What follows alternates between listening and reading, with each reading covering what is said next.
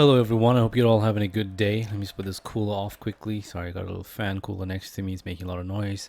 I hope you're all doing all well and stuff like that. Today we got a different topic on hand. Normally I was looking at this whole DKOLD stuff. It's a bit depressing and irritating to keep going back to it. There's still a bit more to go through over there. Maybe make one more video, I'm not too sure, but we'll see though. So today I'm looking at this whole Activision acquisition deal between Microsoft and Activision Blizzard, I think it is, or is it just Activision now? I can't remember. I don't keep track of these things, or I haven't been keeping track of it. And to some extent, it appears that the console wars is still going on. Now, personally, I've never been a part of that. Growing up, most of my life, I always had PlayStation. It wasn't because it was a preference. It was mainly because that was what I basically got. It was what was available and easiest accessible. I'm from South Africa, so original Xbox never came here. First Xbox was a 360, and between the PS3 and the 360, I ended up with the PS3 mainly because of the Blu-ray player, and I wanted to play games like God of War, which were PlayStation exclusives.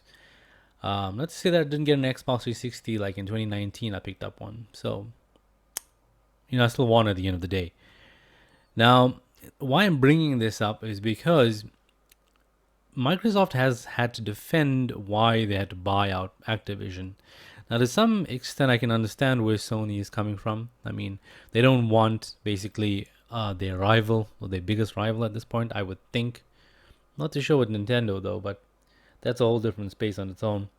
But with Microsoft, I would think that Sony obviously doesn't want them to have the upper hand when it comes down to games, specifically games like Call of Duty. So, as you know, I don't think Call of Duty needs any introduction to anybody at this point in time. We all know what it is. We've all come across some Call of Duty game on some platform throughout our lives. PC, PS2, PSP, every console that you can think of has a Call of Duty game except for a Nintendo Switch, I think. I don't know if Nintendo Switch has it. I know that the Nintendo Wii has some Call of Duty games, Nintendo Wii U as well, but not the Switch. I don't think so. Looking at this article over here itself, this is from BBC. Basically, what's been happening is in some parts of the world, the whole deal is okay with, but in UK in particular, I think with the Competition Commission and stuff like that, I don't know what they call it over there. I think it's called the Competition Commission. Basically, Sony is arguing that it would be unfair if Microsoft were to go through with this because they'd have too much of power and control over too many franchises. I mean, they did buy Bethesda and stuff like that. So I don't think it's such a negative thing in my opinion. But also the way Sony's behaving as well, they can't really throw shade when they themselves have been doing things a little under the table, or rather a lot. Now, to emphasize my point regarding console exclusives, I'm the type of person where I believe you should be able to play the game of your choice on the platform of your choice. For instance, I've got, while it's not the best game ever, Dragon Ball Z Ultimate Tenkaichi. It's a really bad game. Don't buy it unless you get a good deal on it. I didn't get a good deal and I bought it unknowingly. But I bought it on both platforms because I enjoy both platforms and, well, the Xbox 360 one was cheap. Then games like Nier, for example, Nier, it's one thing after another. Even Final Fantasy 15, different platforms, and it's still there. Like, this is a special edition for the Xbox, and then I've got the Royal Edition. This was a gift from my wife, and then I've got the normal edition, Day One Edition, which I purchased like 6 months after the game actually came out. So I got that one used. I basically spent 50% on that. But hey, it's what it is. And then there's other games as well. These aren't really console exclusives like third-party games, Tekken 7, and the Crash Bandicoot series. So the point I'm trying to drive home is that having these games on more platforms means more money for the developers or the owners of that franchise at the end of the day. You want to spread your reach as far as you can. When you're limited to a specific console, only those people get to see it, or sometimes really bad things happen in the sense that you just miss over it and then or miss out on it, and a few generations later maybe you go back and you buy a used game like what I did with most of my Xbox 360 exclusive games. I bought them, almost all of them used, because it was impossible to find a new one at that stage. So it is what it is. Now, with this whole thing that's been going on, Sony has been basically, oh, there we go, UK's competition watchdog there. Recently said it was opposed to the deal, although it has yet to announce its final ruling, and the European Commission ordered an investigation. One suggestion made by the UK Competition and Markets Authority was that Call of Duty be sold off separately. Microsoft is pledged to make all current Activision Blizzard games available to Nintendo, Sony, and Steam platforms for the next 10 years, but Sony has rejected this deal so far. At least they're saying that, look, for the next 10 years, if you need a Call of Duty game, it's going to be there. Anytime we launch a new one, it's going to be there. It's fine. Now, why I also brought up Final Fantasy 15 in this video is, for those of you who don't know, Final Fantasy 7 Remake never made it to Xbox. It was on PlayStation 4 for some time, PS5 for some time, console exclusives for Sony, and then eventually it came over to the PC.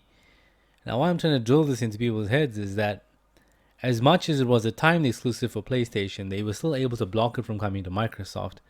But Sony themselves are here thinking, hey, it's unfair for Call of Duty to run on their platform for the next 10 years at least. They think that's not very good for them.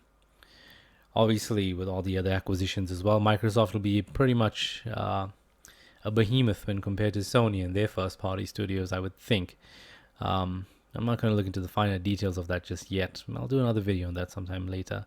But check this out. According to this article from Notebook Check, I don't know how accurate it is, Sony permanently blocks Final Fantasy VII Remake, Final Fantasy 16, and 2 other games from coming to Xbox. Microsoft makes 3 Bethesda games, Xbox and PC exclusive. Now, I think the console wars is a stupid thing, and I also think exclusivities are stupid things. Now, I get it, first-party studios, yeah, blah, blah, blah. God of War, you want to secure PlayStation sales, that's it. But Square Enix, those are third-party studios. Capcom, third-party studios. Like Street Fighter V, for example. Why wasn't it on Xbox? I mean, if you put it on PC by default, it doesn't even support a PS4 controller. It supports an Xbox 360 or Xbox One controller. The button mappings are there. Obviously, you're running it through Steam, so you get Steam controller support and all the other stuff. But if you were to disable those features, it would only run with an Xbox controller or a keyboard. Now, that's what's irritating. Forgive me, I'm just gonna stuttle and ramble over here. But other games as well, like, well, obviously Bloodborne. That's from, I think that's from Software. I think Silent Hill 2 remastered from coming to the Xbox. Now think about it this way: this is all third-party stuff. Why in the hell is this going on at this day and age? I mean, the idea is games should be for everybody to enjoy. Purchasing consoles is not cheap. The PS5 is not cheap, and Xbox Series X or S is still not cheap. Those things can be relatively expensive, and if you're just the average person and maybe you made the wrong choice, you're not kind of stuck or you're stuck. I hate the fact that it's come down to that. But it's just what the world is, I suppose. Everybody's just trying to stab each other in the back, I suppose. I don't know. Making 3 upcoming Bethesda games like Starfield, Redfall, and another unknown title, Xbox and PC exclusive. That was Microsoft's response to that, obviously. But the whole situation over here is, I'm not trying to say that Microsoft or Sony is in the right or the wrong. At the end of the day, ultimately, it's the consumer who suffers rather than the players who do. Because now you're somewhat limited to things. For example, I still have to choose between buying a Series X and a PlayStation 5. I'm not going to get both until, obviously, it's, I don't know, it makes sense to do so. It doesn't, right now it doesn't. But if I end up with a PS5, then I won't get games like Starfield or Redfall. But then again, I got a PC, so I just got to make sure that's up to date. I guess PC is kind of the middle ground at the moment for all of these exclusive deals or exclusive games. Obviously, there's a bit of a delay, especially with like Final Fantasy and stuff like that. And to some extent, I've also noticed that at first, the console counterparts of these things tend to run a bit smoother because maybe your PC isn't up to scratch. Maybe your hardware is already 6 months old and it's outdated. So down the line, maybe like 2 or 3 years from now, you get the hardware that actually runs the game smoothly, and then you can enjoy it like 3 years or 2 years after launch. I mean, I still can't even run Final Fantasy 15 properly on my PC. So, yeah, it's one of those things. At the end of the day, when I look at it, it doesn't matter who's fighting over what. Less, more exclusives means less opportunities for some players. And I know that not everybody out there can just go out and buy both consoles and enjoy it. And upgrading your PCs to some extent can be a bit expensive because 6 months from now, even if you got the latest hardware, 6 months from now, there'll be another graphics card and then you'll want that. And you'll try to push it to its limit, and then the amount of power it consumes, the heat it generates, sometimes even the noise it makes, it can be a bit much. And when it comes down to video game collecting, it's kind of nice to have like one machine doing everything on a shelf instead of like connecting up so many different machines and having a screen for your PC, then a screen for your PS5, and then whatever other consoles you've got. Like I've got quite a few older consoles over here and things like that. It's a bit of a mess now. Please excuse it, but I've even got one of those old CRT monitors down there with an old emulation PC that I'm working on. Very old stuff like a Core 2 Duo and things. And then there's some other stuff here and there, whatever it is. But yeah, it's kind of crazy when you do this. It's looking at it. Oof, that tripod is creaky as hell. But from a gamer's perspective, limiting people like this, I don't think is a good idea. I think it always ends badly, and all this catfighting going on is just unnecessary. Yeah, I'm gonna leave the video there for now. Let me know what you think, guys. Do you hate exclusives? Personally, I do. Not in terms of its content, but in terms of the principle behind it. I really despise that. I think people should have the opportunity to play any game on the system of their choice. You know, it's a bit expensive to just have every single console under the sun with you in one room. It takes up a hell of a lot of space. It's a lot of money, a lot of time invested, and a lot of sacrifice in some cases. So yeah, let me know what you think in the comments down below. Like the video if you enjoyed it, dislike it if you didn't. I will see you next time. Till then, do some good deeds. Bye.